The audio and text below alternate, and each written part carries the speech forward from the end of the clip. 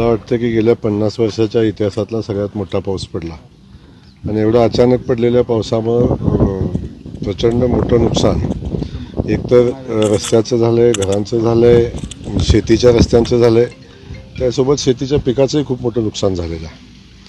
आणि गरीब लोकांच्यामध्ये प्रचंड भीतीचं वातावरण त्या निमित्तानं आहे. आपण अनेक ठिकाणी पडलेली घरं बघितली, धाय मोकलून लोक रडताना आपण बघितले असते. आज आपण ज्या शेतामध्ये उभं राहिलो तो टोमॅटोचं शेत आहे. प्रचंड मेहनतीनं या लोकांनी हे पीक आणतात आणि वर्षभराचं आर्थिक नियोजन याच्यावर असतं. पण अतिवृष्टी झाली, अतिरिक्त पाणी झाल्यामुळे त्या पिकाचं प्रचंड मोठं नुकसान या ठिकाणी झाले. त्यामुळे या सगळ्या परिस्थितीमध्ये सगळ्या शेतकऱ्यांच्या सोबत सरकार उभं आहे.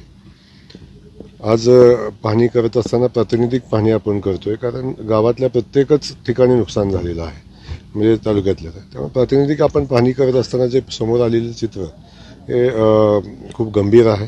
आणि त्या परिस्थितीमध्ये सरकारने निर्णय घेतलेला आहे की या सगळ्याचे पंचनामे आपण करतोय. ज्या घराचं नुकसान झालं आहे त्या घराला नुकसान भरपाई देण्याचं सरकारचं धोरण आहे. शेती पिकाचं नुकसान झालं त्याचेही पंचनामे चालू आहेत, त्याचंही नुकसान भरपाई देण्याचा सरकार देणार आहे. आणि त्यासोबत जे रस्त्याची झाले नुकसान, पुलांचं झाले, त्या संदर्भात पंचनामा चालू आहे. आणि या सगळ्या ठिकाणी जे स्ट्रक्चर पुन्हा उभी करायला लागतील त्या अनुषंगानं पंचनामे करून त्याला न्याय देण्याची भूमिका सरकारच्या माध्यमातून घेतली जाईल.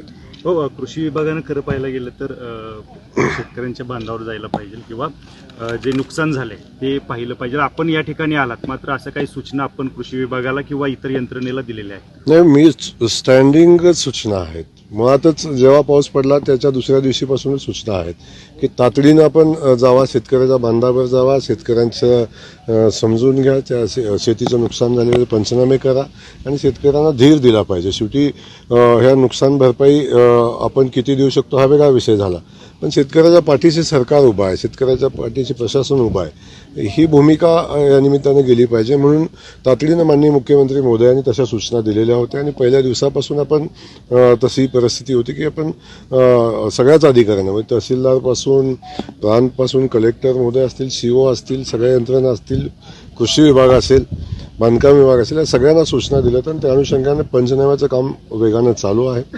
ठीक आहे, नुकसान खूप मोठ्या प्रमाणात व्यापक झालेलं आहे.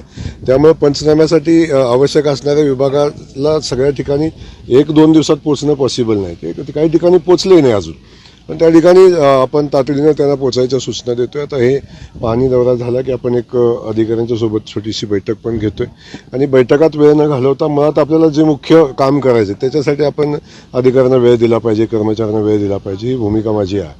म्हणून छोटीशी बैठक आपण घेऊन ज्या ज्या काही त्रुटी निदर्शनास आलेल्या आहेत त्या संदर्भात त्या पूर्ण करण्याची सूचना आपण या निमित्ताने देणार आहे. भाऊ, जे शेतीचं मोठ्या प्रमाणात नुकसान आहे त्या शेतकऱ्यांना कशा पद्धतीने, म्हणजे किती प्रमाणात त्यांना ते दिलं जाणार आहे, मदत केली जाणार? नाही, अनेक आता NDRFचा नियम जो राहतो, केंद्र सरकार काय मदत करतं, राज्य शासन काय मदत करतं, त्या निकषात राहून मदत करून शेतकऱ्याचं किती नुकसान भरून निघेल आणि अन्य काही त्याला मदत करता येते का या संदर्भात माननीय मुख्यमंत्री महोदय वास्तविक पाहता निर्णय घेतील.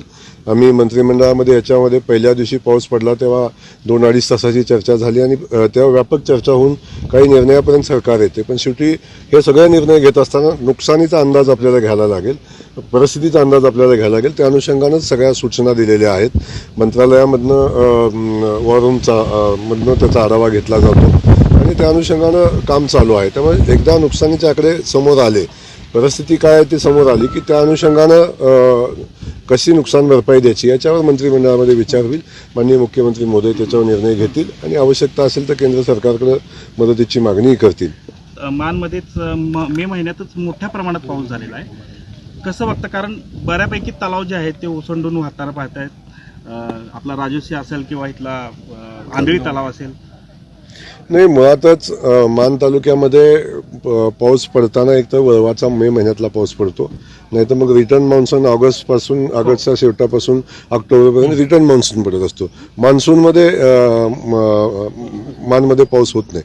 पण अशा पद्धतीची परिस्थिती कधी आजपर्यंत निर्माण झाली नव्हती. मे महिन्यामध्ये एवढा मान्सूनही आला, प्रचंड पाऊस झाला. हा वळवाचा पाऊस नाही आहे, हा मान्सूनचा पाऊस असल्यासारखा पाऊस पडला. आणि आपण सगळेजण बघतोय की प्रचंड मोठा पाऊस या ठिकाणी झाला आणि त्यातून हे तलाव तर भरलेलेच आहेत. शेतकऱ्यांचं नुकसान झालं. सुदैवानं उन्हाळ्याचा दिवस असल्यामुळं पीक तसं कमी होतं, नाहीतर ऐन पिकं असताना जर पाऊस पडला असता तर खूप मोठं नुकसान झालं असतं. त्यामुळे बऱ्याच ठिकाणी पिकाची काढणी झालेली होती, त्यामुळे काय पिकाची जमिनीची मशागत चालू आहे. त्यामुळे पिकं लावणीचा मे जूनमध्ये पाऊस पडल्यानंतर पिकाची पेरणी असते.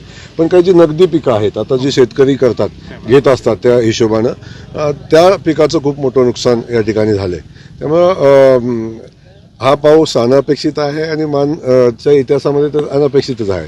माझी तर इच्छा आहे की मनापासून की असा पाऊस प्रत्येक वर्षी मे महिन्यामध्ये पडावा. ते माहिती नाही आता काय